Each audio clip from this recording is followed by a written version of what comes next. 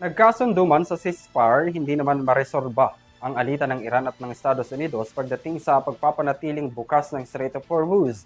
Apektado na ng blockade at pagsasara ng ruta ang pandaigdigang ekonomiya, lalo pat nahaharang ang mga pangunahing trade products.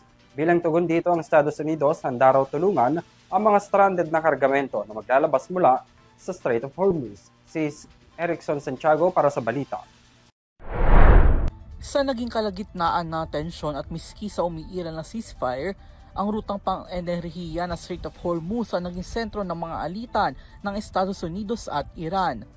Matatandaan na magsimula ang joint airstrikes ng Amerika at Israel laban sa Iran noong Pebrero, agad itong isinara ng Tehran bilang tugon. Kamakailan naman, bagamat muli nila itong binuksan, limitado lamang ang pinapayagang dumaan sa naturang ruta.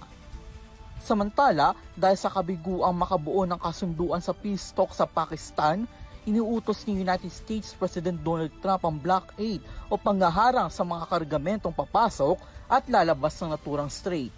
Sa mga ganap na ito, naapektuhan ng pandaigdigang ekonomiya, lalo na ang supply ng langis na nagdulot ng pagtaas ng presyo sa global market.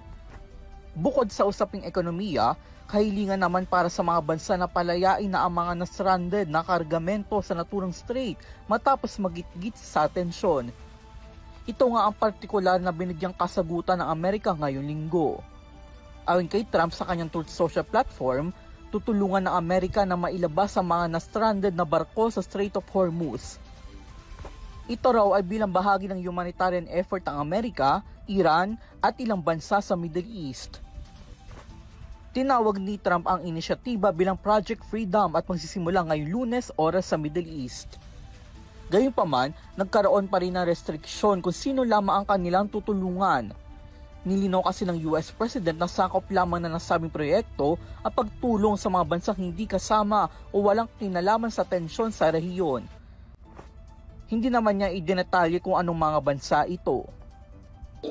Batay sa datos ng International Maritime Organization, umaabot sa 20,000 tripulante sakay ng 2,000 vessels ang na-stranded sa Strait of Hormuz. Para naman sa implementasyon ng proyekto, inihahanda na ang mahigit 15,000 US military personnel, higit 100 land and sea-based aircraft at ilang guided missile destroyers ayon sa US Central Command.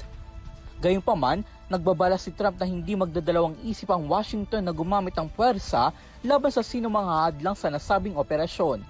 Ang anunsyong ito ay kasunod din ng pabatid ni Trump na nagkaroon umano ng positibong pag-uusap ang Washington at Tehran.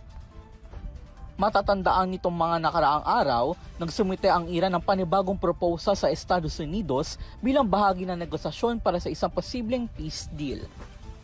Gayunpaman, naghatid naman ng babala ang Iran military na aatakihin nila ang mga US forces kung papasok sila sa Strait of Hormuz matapos ang naging anunsyo. Para sa EuroTV News, ako si Son Santiago, sumasaludo sa bawat Pilipino.